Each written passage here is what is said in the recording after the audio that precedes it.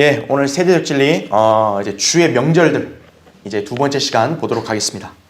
지난주에 이제 유월절과 무교절을 묶어서 제가 강의했죠. 사실은 유월절과 무교절은 구분되지 않고 그대로 이어진다, 이렇게 말씀을 드렸습니다. 자, 이제 오늘은 초실절부터 한번 보겠습니다. 거기 교환을 보시면 초실절. 자, 밑에 첫 번째 보겠습니다. 이 절기는 무교절 기간에 안식일이 지난 다음 날이다 그랬습니다. 자, 유월절과 무교절은 이스라엘 달력 원력으로 첫째 달이라 했죠. 첫째 달 유월절은 14일 저녁, 무교절은 그 다음 날 바로 15일 날. 그래서 무교절은 총 일주일 기간 동안 지킨다 그랬습니다. 그렇죠? 자, 그러면 우리가 생각해 볼 때 일주일이라는 기간이 있다 보면 그 무교절 기간 중에 일요일이 있겠죠. 일주일이니까. 그렇죠? 그러니까 그 일요일, 세상은 일요일이라고 부르지만 우리는 주의 첫날이죠. 그 주의 첫날을 초실절이라고 이렇게 얘기합니다. 그래서 이 절기를 지켰다라는 거죠. 그러니까 여러분이 초실절이 껴있는 그 주간 알겠죠? 유월절 있고 무교절이 일주일 있을 때 그 무교절 사이에 안식일 다음 날, 바로 주의 첫날, 일요일 날이 초실절로 지켰다라는 거죠. 자, 이스라엘 백성은 이 절기를 카나안 땅에 들어간 다음에야 지킬 수 있었는데 이는 광야에서는 농사를 짓지 않았으므로 수확을 할 수 없었기 때문이다라는 거죠. 제사장은 이날 백성들이 수확한 첫 열매들의 단을 흔들게 된다 그랬습니다. 자, 그래서 이 초실절이라는 뜻은 뭐냐면 이제 수확을 거두고 나선 첫 열매들을 이렇게 주님께 드리는 거예요. 예. 하나님께서 나를 복 주셨다 이거예요. 그럼 그 주신 것 중에 가장 첫 번째 것은 주님의 것이라는 거죠. 그걸 드리는 거예요. 초실절. 근데 이 초실절은 광야에서는 못 지켰다 이거죠. 사실 이 절기를, 이게 율법의 안에 있는 절기잖아요. 그러니까 이게 어떻게 보면 이제 모세가 이제 시내산에서 받고 이제 그 광야에 있는 이스라엘 백성들한테 알려준 거 아니에요. 근데 알려주고 나서 바로 지켰냐? 그게 아니라 광야에서는 못 지켰다 이거죠. 왜냐하면 광야에서 농사를 지을 수 없잖아요. 하나님께서 약속하신 땅, 이제 카나안 땅 들어가고 나서 그때부터 이제 이 절기를 지킬 수 있었다라는 거죠. 자, 그 밑에 보시면 괄호 1번 레위기 23장 10절은 너희는 내가 너희에게 주는 땅에 들어가서, 자, 여기서 그러니까 하나님도 조건을 주신 거죠. 땅에 들어가서 거기서 수확을 거두면 너희는 너희 수확의 첫 열매들의 단을 제사장에게로 가져올지니라 이렇게 말씀합니다. 자, 여기서 첫 열매들의 단이라고 되어 있는 것을 근거로 해서 그래서 이 날을 초실절이다라고 얘기하는 겁니다. 초실절. 그러니까 처음 열매를 맺은 것을 바치는 날이다 이거죠. 예. 자, 그 밑에 괄호 2번 보시면 그런데 사실 레위기 23장에서 초실절이란 말은 없다 이거예요. 반면 출애굽기 34장 22절에서는 77절을 밀추수의 초실절이라고 말한다라는 거죠. 자, 그래서 초실절이란 말이 레위기 23장 그 주의 명절들의 목록에서는 직접적으로 안 나오지만 첫 열매들의 단을 흔드는 특별한 날에 대해서 말씀하고 있다는 거죠. 그래서 이 전체 무교절 기간 중에 안식일 후 다음 날에 특별한 번제를 드리는 날이다라고 해서 초실절이라는 그런 명칭을 또 붙인 거예요. 예. 그러니까 명칭은 없지만 하나님이 규정을 준 거죠. 무교절 기간 중에 안식일 후 다음 날 흔드는 제사를 드려라 이거죠. 예. 그러니까 그런 특별한 번제의 날이 지정됐기 때문에 초실절로 이렇게 명칭을 붙인 거라는 거죠. 그렇죠? 자, 그러면 제가 지난주에도 강의했지만 이 주의 명절들은 각각의 어떤 예언적인 진리들이 있고 또 경륜적으로도 이게 연관이 있다 그랬죠?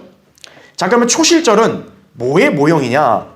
거기 두 번째 보시면 초실절은 그리스도의 부활의 예시이며 모형이다라고 이해할 수 있습니다. 자, 왜 이렇게 생각할 수 있냐면 초실절의 중요한 핵심 포인트는 뭐예요? 첫 열매들의 단을 바친다는 거예요. 그러니까 여러분이 이제 초실절을 공부하다 보면 어떤 명칭을 볼 수 있냐면 첫 열매들 이런 말이 나옵니다. 첫 열매들의 단을 흔들라 이거죠. 예. 첫 열매들이라는 그 용어가 나온다라는 것이죠. 그러면 이 용어가 구약에서는 잘 몰랐지만 신약에 와서는 이 용어가 어디에 쓰였냐면 예수 그리스도의 부활에 쓰였다라는 거죠. 그래서 초실절은 예수 그리스도의 부활의 하나의 예시다 이렇게 보시면 되는 거예요. 자, 그 밑에 보세요. 괄호 1번. 초실절이, 자, 초실절은 언제 지켰어요? 아까 얘기했죠. 무교절 기간 중에서도 안식일 다음 날이라 했어요. 안식일은 토요일이죠. 토요일 다음 날이면 어느 날이에요? 주일날, 일요일이죠. 예. 그러니까 초실절을 주의 첫날에 지켰다라는 거죠. 자, 그럼 그걸 보면 이 주의 첫날이면 어떤 날이에요? 예수님이 부활하신 날이죠. 그래서 초실절은 예수 그리스도의 부활의 모형이다라고 여러분 보시면 되는 거예요. 자, 거기 밑에 괄호 2번 보시면 첫 열매들은 기본적으로 예수 그리스도시다 이죠. 자, 주님은 죽은 자들 가운데서 다시 살아나심으로 우리의 첫 열매가 되셨다라는 거죠. 네. 왜냐하면 사실 모든 인간들은 다 죽고 나면 이제 무덤으로 하면 끝이잖아요. 근데 죽은 자들 가운데서 다시 살아났다. 예수 그리스도가 첫 열매인 거죠. 자, 그러면 중요한 게 있어요. 그럼 왜 여기서 첫 열매, 예수님은 한 분 아니에요. 그러면 첫 열매 단수라고 안 쓰고 왜 첫 열매들이라 썼냐 이거예요. 바로 성도들도 그분처럼 부활하기 때문이에요. 그래서 여기 보시면 첫 열매들이라 했을 때 예수 그리스도가 있겠죠? 그 다음에 그 예전에 했던 우리 많은 구약 성도들 있죠? 그쵸? 구약 성도들이 그분과 함께 부활했잖아요. 그래서 첫 열매들 이렇게 얘기하는 거예요. 그럴 뿐만 아니라 이제 나중에 주님이 오시면 우리 신약 성도들도 어떻게 하죠? 부활하니까 수확을 거두는 거예요. 그래서 왜 이런 말을 하냐면은 그 성경에서 부활을 묘사할 때 비유로 뭘 하냐면 수확과 묘사를 해요. 어떤 농사를 짓고 수확을 거둬들이는 것을 부활로 묘사를 합니다. 그래서 거기 보시면 거기가 나오죠. 고린도전서 15장 23절 24절에 나오죠. 거기 보시면 2번에 그러나 각자 자기의 서열대로 되리니 그리스도가 뭐라 그래요? 첫 열매들이요. 그랬습니다. 그리스도가 첫 열매들이요. 그 다음은 그리스도께서 오실 때 그분께 속한 사람들이라. 신약 성도들이죠. 그 후에는 뭐예요? 끝이 온다. 끝 이전에 다시 한번 마지막 이삭 줍기가 있다 이거죠. 그러니까 이거 환난 성도들의 휴거죠. 그래서 성경에서 수확을 세 단계로 이렇게 묘사를 합니다. 그래서 부활도 세 서열로 얘기를 하는 거예요. 구약 성도들, 신약 성도들, 환난 성도들 이렇게. 예. 이게 부활한다는 거죠. 부활의 순서를 나타내는 거죠. 그래서 그리스도께서 그 모든 것보다 첫 번째로 부활하셨잖아요. 그래서 첫 열매들 이렇게 말씀하는 것이. 자, 밑에 보세요. 세 번째. 자, 그래서 우리가 예전에 한번 공부했으니까 제가 간단하게만 언급할게요. 구약 성도들이 예수님과 함께 부활했다는 것은 마태복음 27장 거기 51절부터 53절을 보면 주님이 숨을 거두시고 나서 성전의 위장이 위아사르로 찢어졌다 그랬죠? 그러면서 잠들었던 많은 성도들의 몸이 일어났다고 말합니다. 그 무슨 영적으로 살아났다 이게 아니에요. 몸이 일어났다. 무덤에서 일어났다는 거죠. 많은 구약 성도들이 예수님이 부활하실 때 부활하시다라는 거예요. 근데 중요한 거는 구약 성도들이 다 부활한 게 아니라는 거죠. 모두라고 안 하고 많은 구약 성도들이 부활했다 그랬습니다. 그리고 예루살렘으로 들어갔다 그랬어요. 그 사람들이. 그렇죠? 그래서 그 많은 구약 성도들이 부활했지만 부활하지 못한 구약 성도들 있겠죠. 그럼 그 사람들도 부활해야 될 거 아니에요. 그래서 우리는 환난 성도들 부활할 때 그들도 부활할 것이다. 이렇게 우리가 가장 가능성 있게 말씀드리는 거죠. 그렇죠? 네. 자, 밑에 세 번째 보세요. 6월절에 죽으신 예수님께서는 초실절에 부활하셨다. 또한 이 두 상징적인 명절은 전체 무교절 기간에 포함되어 있다. 이죠. 따라서 예수 그리스도의 죽으심과 부활에 동참하는 우리는 모든 삶에 있어서 성별과 헌신으로 주님을 섬겨야 할 것이다. 이거죠. 자, 무교절 기간 지난주에 배웠듯이 우리가 누룩 없는 빵을 먹었다. 그리스도인이 순결한 삶을 살아야 된다는 걸 말씀드리는 거죠. 그러니까 그 무교절 기간 안에 초실절이 있다는 거예요. 그리스도가 부활한 것. 그러니까 성도는 예수 그리스도의 죽음, 부활과 다 연관되어 있다는 거죠. 우리는 주님의 죽으심을 기억하고 또 주님의 부활하심을 찬양하고 그래서 오늘 주의 첫날 모여서 경배를 드리는 거예요. 신약 성도들은 안식일을 지키는 게 아니에요. 그래서 신약 성도들은 예수 그리스도의 부활로 말미암아 구원받은 성도들이기 때문에 어때요? 우리는 주님 부활하신 날에 모여 경배를 드리는 거예요. 그러니까 안식교인들이 얼마나 무식한지를 우리가 알아야 된다 이거죠. 그렇죠? 자, 우리의 삶에서 누룩도 역시 제거해야 되죠. 그렇죠? 네, 누룩을 빼라 했으니까. 그렇죠? 자, 이제 네 번째 오순절을 보겠습니다. 자, 그래서 이제 초실절이 지나고 난 다음에 이제 오순절이 있는데, 자, 오순절은 언제냐면 거기 첫 번째 보세요. 오순절은 초실절부터 7 안식일을 지낸 다음 날, 곧 50일째 되는 날에 지켜지는 절기다 이거죠. 그래서 7 안식일을 지냈기 때문에 이 날을 칠칠절이라고도 부른다라는 거죠. 자, 그래서 이 초실절로부터 해서요. 초실절이 이제 안식일 다음 날이잖아요. 그래서 그때부터 7 안식일을 셉니다. 그러면 안식일이 토요일 날 한 번 있는 거니까 일주일에 한 번 아니에요. 그러면 일주일이 지나 7번 지나가야 되니까 77에 49.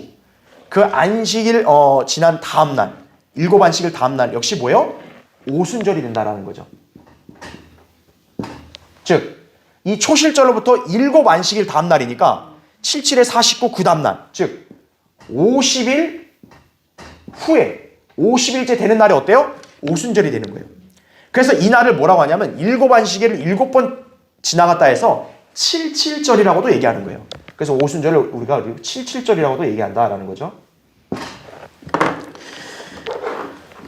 그래서 신명기 16장 16절에도 이스라엘 백성들에게 이스라엘 남자들이 1년의 명절을 지킬 때 오순절 77절이라고도 말하면서 77절을 지켜라 이렇게 또 얘기가 나오는 거예요. 자, 두 번째 보겠습니다. 오순절에 대한 가장 확실한 사실은 이날, 자, 오순절 하면 여러분 딱 특징을 알아야 되죠. 성령님이 강림하신 날이에요. 이 날이. 사도행전 2장에 보면 성령께서 이제 강림하셨었대요. 믿는 자들 안에 내주하시고 또 그들을 그리스도의 몸 안으로 침례를 주신 거죠. 성령 침례. 자, 그래서 중요한 게 있어요. 오순절은 누구와 직접적인 연관이 있어요? 신약 교회와 연관이 있는 거예요. 그래서요.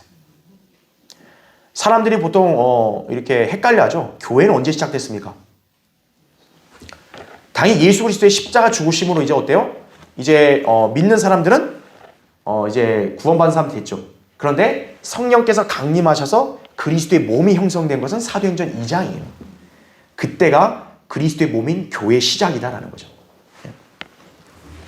자, 밑에 보시면 괄호 1번 사도들은 이날 성령을 받았죠. 그리고 이 명절을 지키기 위해서 각국에서 모이던 유대인들에게 그들의 언어들로 복음을 전파했다. 성령님의 임재하심으로 이날 신약교회가 탄생했던 것이다. 그러므로 오순절은 바로 누구의 예표예요? 신약교회의 예표다 이거죠.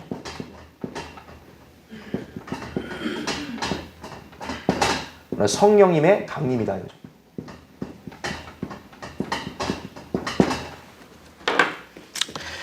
자, 2번 보시면 또한 오순절도 자, 언제 지켜요? 안식일 후 주의 첫날이죠. 왜냐하면 7 안식일 지내야 되니까 7 안식일 지난 다음 날이니까 주의 첫날입니다.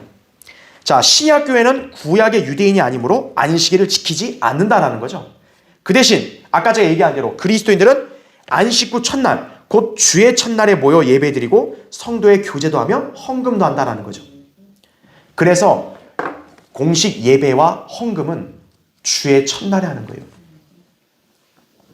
다른 날은요, 특별한 예배가 있으면 할 수 있을지 모르지만 성경적인 것은 주일 예배 때 헌금하는 거예요. 수요일 날, 오늘날 교회들 어때요? 수요일, 금요, 철야에 다 그냥 헌금복 돌리잖아요. 헌금방울 돌리잖아요. 그럼 비성경적인 거예요. 예. 주의 첫날에 모여서 예배 드리니까 헌금하는 것이. 예.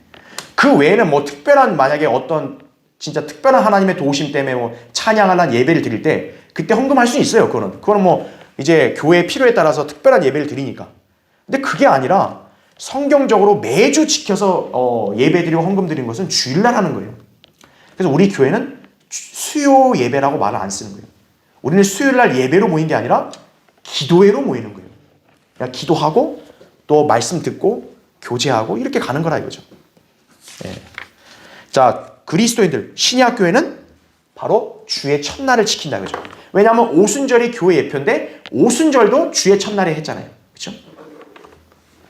자, 밑에 세 번째 보세요. 레위기 23장 17절에 특별한 언급이 있는데 빵 두 덩어리에 누룩을 넣는다는 것이다. 그죠? 자, 누룩은 항상 거짓 교리나 죄와 연관되어 있는데, 자, 이것이 왜 교회를 예표하는 오순절에 허락되었냐 이거예요. 우리가 지난주에 배웠던 6월절 무교절 때는 빵에 누룩이 있으면 돼요, 안 돼요?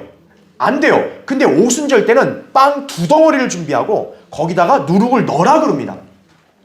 아니, 왜 하나님께서는 누룩을 넣으라 그러냐 이거예요. 아니, 교회의 상징인데 오순절이. 자, 그 다음 페이지 보세요. 일단 거기 괄호 1번 보시면 두 덩어리의 빵. 자, 바로 이건 뭘 상징할까요? 유대인과 이방인이 그리스도 안에서 하나가 된다는 걸 의미하는 거예요. 에베소 2장에 보면 원래 유대인이 하나님 백성 아니에요. 이방인은 하나님과 멀어졌었죠. 그런데 그리스도의 십자가의 피로 어때요? 유대인과 이방인이 가까워졌고, 그래서 에베소 2장 18절에는 성령을 통하여 그 둘이 한 몸으로 하나님께 나아간다 그럽니다. 즉 신약 교회는 어떻죠? 유대인, 이방인의 구분이 있어요, 없어요? 없죠. 누구나 예수 그리스도를 구주로 믿으면 어때요? 그리스도의 몸으로 들어가는 거죠. 몸 안으로 들어가니까 그리스도의 몸을 형성하는 거죠. 그러니까 그리스도의 몸 안에는 유대인, 이방인의 구분이 없다는 거죠. 예. 그러니까 하나가 되는 거예요. 그래서 일부러 빵 두 덩어리를 했다 이거죠. 왜냐하면 그전에는 유대인만의 하나님이었는데 이제는 이방인의 하나님도 되는 거예요. 믿는 이방인들의 하나님도. 그 유대인과 이방인이 교회에서 하나가 되니까 빵 두 덩어리를 준비했다는 거죠. 자, 괄호 2번 보세요. 그러면 누룩은 왜 넣냐 이거예요. 누룩은. 자, 바로 여기에 답이 있어요. 이 시대의 교회 안에는 영적인 성도들만 있나요? 아니죠.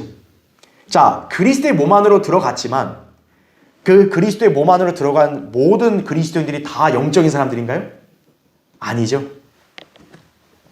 구원받은 사람들만이 참다운 교회임에도 불구하고 오늘날 교회를 구성하고 있는 성도들 사이에서는 여전히 거짓 교리와 누룩이 퍼져 있다는 거죠. 다시 말해 불완전한 성도의 결점과 죄가 존재한다는 사실 때문에 누룩이 있음을 알려주는 거예요. 그러니까 이건 어떻게 보면 예언적인 진리예요. 왜 교회를 상징하는 오순절에 누룩을 넣냐? 신약 교회 안에는 뭐예요?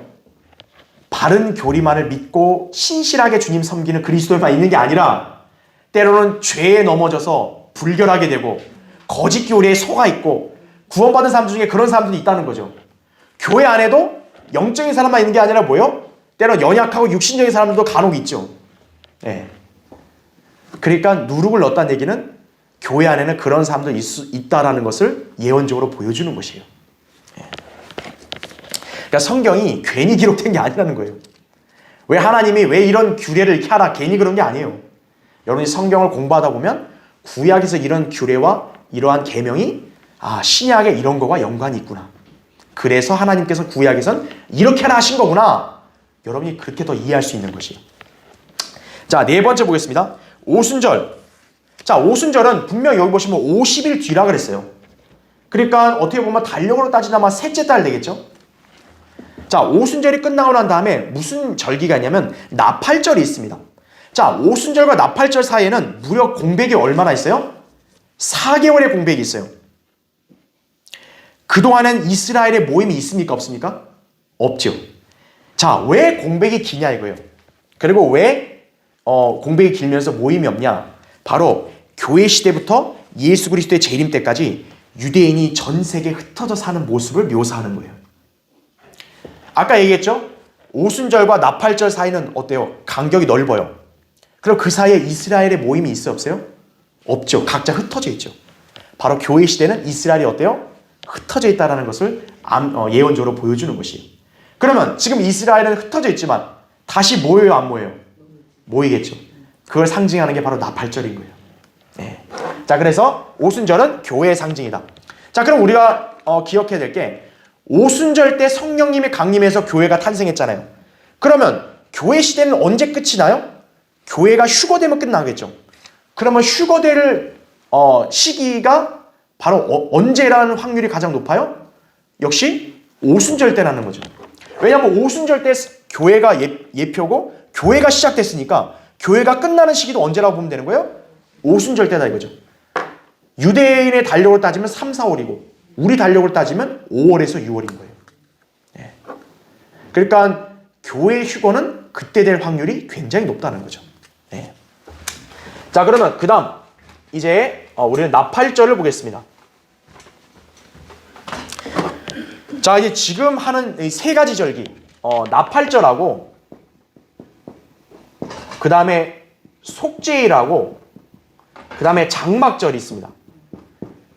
뭐 사실 제가 예전에 다 자세히 했기 때문에 여기서는 그냥 간략하게 개괄적인 거를 짚고 넘어가지만 이 세 가지는 다 언제 있냐면 일곱째 달에 있어요.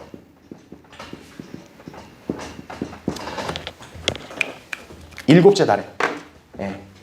자, 일곱째 달에 있기 때문에 여기 보시면 이제 일곱째 달 나팔절이 1일에 있고요.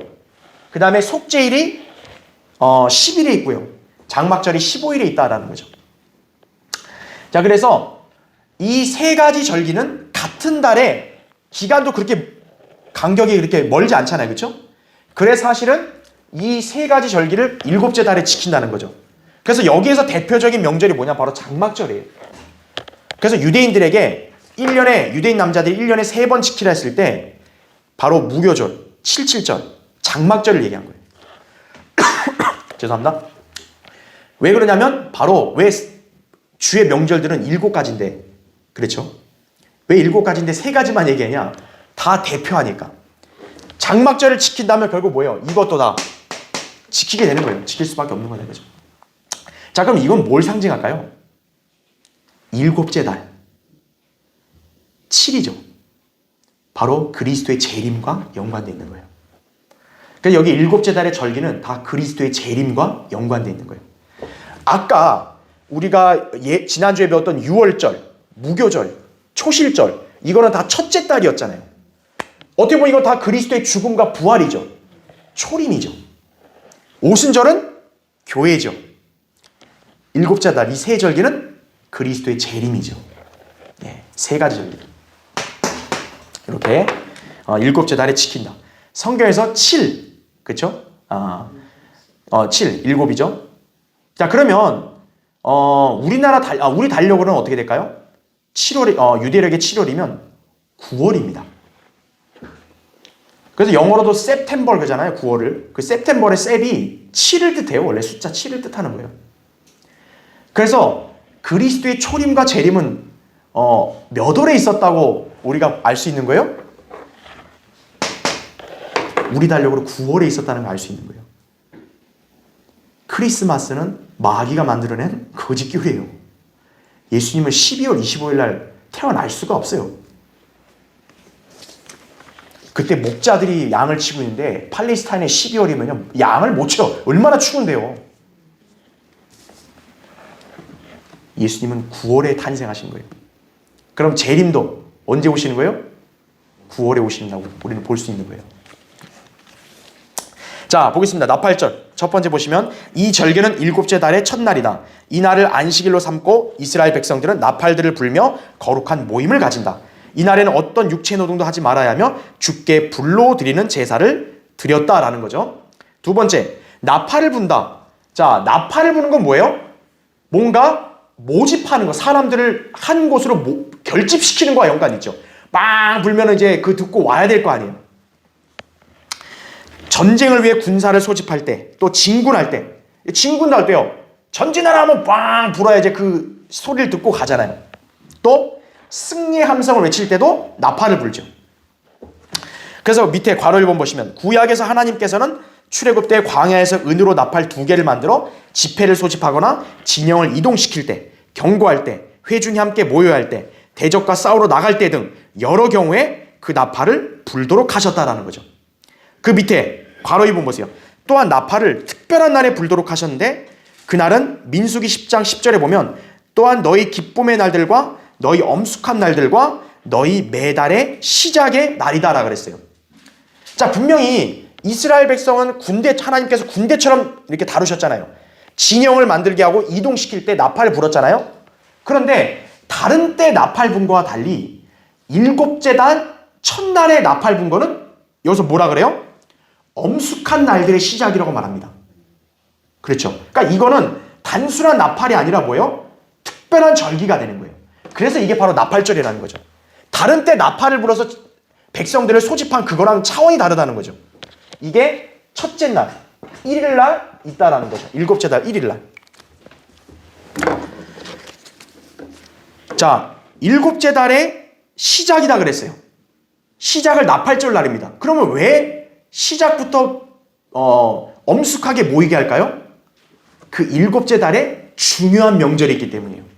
그 중요한 명절이 바로 여기서 뭐겠어요? 당연히 장막절인 거예요. 네. 자, 밑에 3번. 장막절은 예수 그리스도의 재림을 예표한다 하죠. 그래서 나팔절이라 불리는 이 절기는 재림과 관련된 명절이다. 그리스도께서 재림하실 때도 뭐가 울려요? 나팔이 울린다는 거죠. 네. 주님이 재림하실 때 그분과 함께한 하늘의 군사들은 아마겟돈 전쟁터로 내려오고 주님이 모든 원수들을 멸하시고 왕이 되시며 주님을 향해 승리의 환호가 퍼질 것이다 이거죠. 네. 그리스도의 재림과 연관되어 있는 거죠. 자, 밑에 세 번째 보세요. 장막절 전에 나팔절이 있죠. 자, 여기 보시면 장막절이 그리스도의 재림을 예표한다면 장막절 전에 나팔절이 있죠. 즉 예수 그리스도의 재림 전에 이스라엘 백성이 어때요? 다시 그들의 땅으로 모인다라는 거죠. 예. 재림 전에 이스라엘은 대환란을 통과하여 민족적으로 회개하고 구원받는 일이 먼저 있을 것이며 또한 유대인들이 이스라엘 땅으로 돌아와 그들의 나라를 다시 세우는 일이 선행될 것이다. 그죠? 따라서 나팔절은 그리스도의 재림 전에 이스라엘이 다시 모이는 것의 예표다라는 거예요. 자, 교회 시대 아까 오순절 얘기할 때는 어땠어요? 이스라엘 백성들이 뿔뿔이 흩어졌다 그랬죠.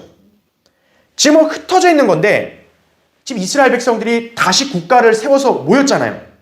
근데 그거는 온전한 회복이 아닌 거예요.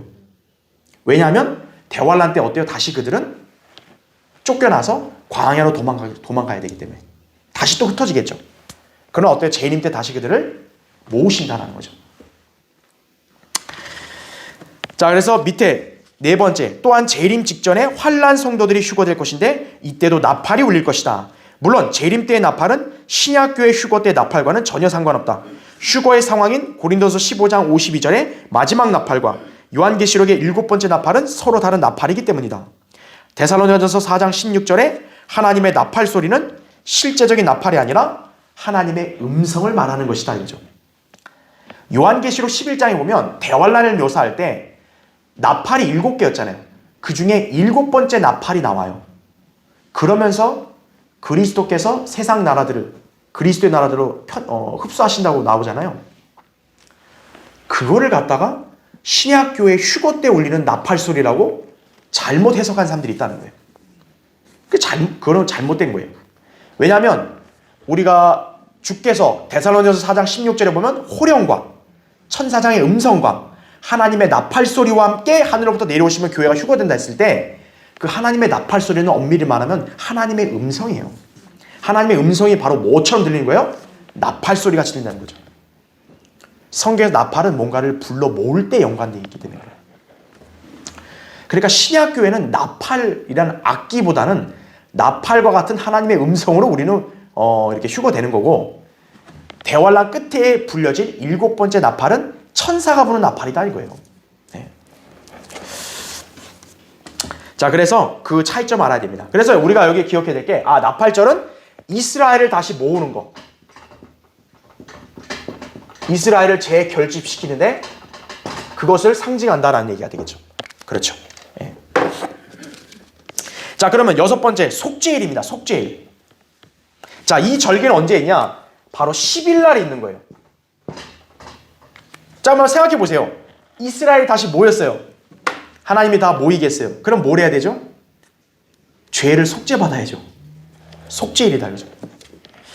해마다 이스라엘 백성 전체의 죄를 깨끗게 하는 날이었다 이거죠. 그 다음 페이지 보시면 히브리서 9장에 따르면 대제사장은 1년에 한 번 이날 자신과 백성 전체를 위해 속죄제를 드린다. 그러므로 이 명절은 그리스도의 대속 사역에 대한 예표가 된다.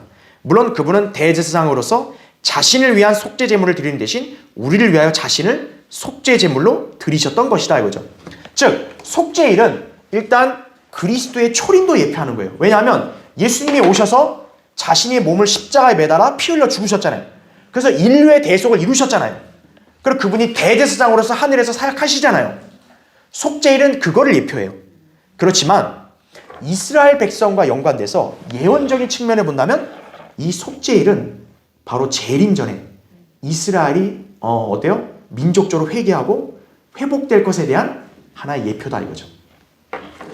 거기 보세요. 두 번째, 속죄일이 예수 그리스도의 재림으로 성취되는 나팔절과 장막절 사이에 놓여있기 때문에 또 일곱째 달의 새 명절들이 교회가 아니라 이스라엘과 더 긴밀하게 연관된 것이기 때문에 이스라엘을 향한 예표가 따로 있다는 거예요.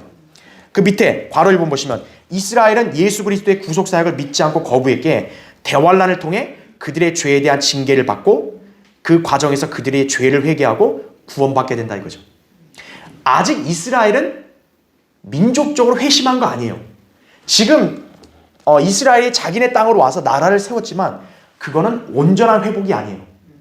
왜냐하면 아직 이스라엘은 회개하지 않았기 때문이에요. 예수 그리스도 메시아를 거부하고 죽인 죄를 회개하지 않은 거예요. 그래서 그들은 아직 온전히 용서받은 게 아니에요. 그럼 그들이 언제 용서받을 수 있겠어요? 바로 재림 때. 그렇죠. 이제 재림 때 돼서 그들은 이제 예수 그리스도를 알아보고 어때요? 아이고 우리가 저 메시아를 죽였구나. 그때 이제 회개하고 이제 그분을 받아들이는 것이죠. 그렇죠? 그래서 밑에 괄호 2번 보시면 재림 때 이스라엘 즉 다윗의 집과 예루살렘의 거민들에게는 죄와 불결을 씻는 샘이 열릴 것이다 이렇게 말씀하고 있어요. 예. 불결을 씻는 샘이 열린다 그래요. 스가랴 13장 1절에 나오죠. 그러면 야곱에게서 경건치 아니한 것이 제거될 것이다. 로마서 11장 26절에 그렇게 나오죠. 이스라엘의 완악하고 돌 같은 마음이 살 같은 마음으로 바뀌는 것은 대환란이나 극심한 고난의 용광로를 거쳐서 정련되고 나면 이제 그들이 어때요? 회개하는 거죠. 영적으로 회심하는 거죠. 우리가 잘못했습니다. 그러면 하나님께서 어때요? 그들의 죄를 다 용서하시는 거예요. 이스라엘이 회복되는 거죠. 자, 그러면 그거를 어떻게 묘사하냐면 물로 그들을 씻긴다는 말을 씁니다. 예. 그러니까 이거를 침례라고 헷갈리면 안 돼요. 세례 헷갈리면 안 돼요. 이스라엘 민족적인 회복을 할 때 그들의 죄를 깨끗이 씻는 표식으로 물로 씻는다는 말을 합니다. 에스겔 36장에는. 그때 물로 씻는다 했을 때는 스가랴 13장에 보면 그 불결한 걸 씻는 샘이 열린다 했을 때 그거와 연관되어 있다라고 보시면 되겠죠. 그렇죠? 자, 3번. 속죄일이 본래 이스라엘의 민족적인 속죄일이었던 것처럼 이 속죄일은 앞으로 대환란 후에 이스라엘 민족 전체가 하나님께로 돌아옴으로써 회개하고 주 예수 그리스도를 메시아로 받아들여 구원받는 것을 보여주는 것이다. 이거죠. 마지막 4번 보시면 그래서 속죄일은 유대인들이 속죄받으면 어때요? 이제 마침내 유대인들과 하나님 사이에 어떤 언약을 맺어요? 새 언약을 맺는 거죠. 우리 예전에 세대적 진리 배웠을 때 새 언약은 유다와 이스라엘 집과 맺는다 그랬죠. 그때 맺을 때 어때요? 특징이 그들의 죄와 불법을 다시는 기억 않겠다 그러죠. 완전히 회복되는 거죠. 용서받고. 속죄일은 바로 그것을 예표한다.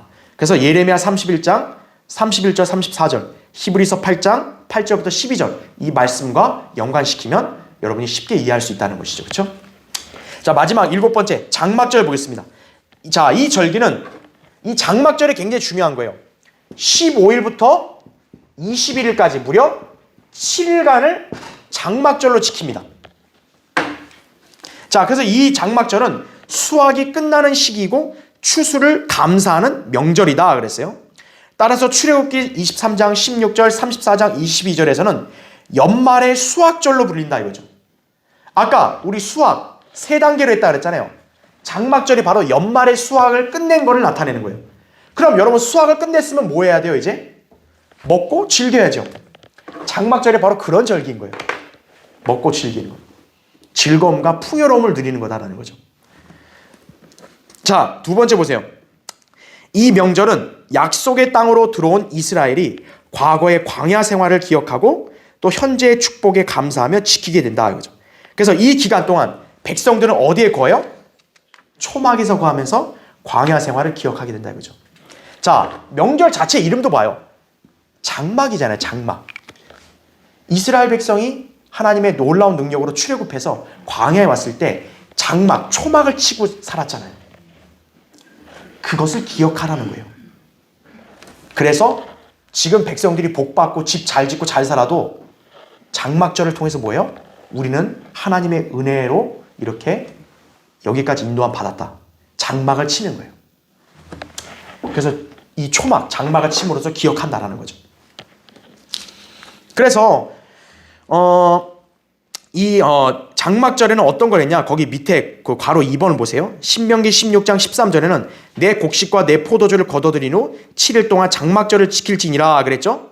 그러면서 뭐냐? 첫째 날과 여덟째 날은 거룩한 모임을 갖고 노동도 하지 않는 안식일로 지켰다는 거예요.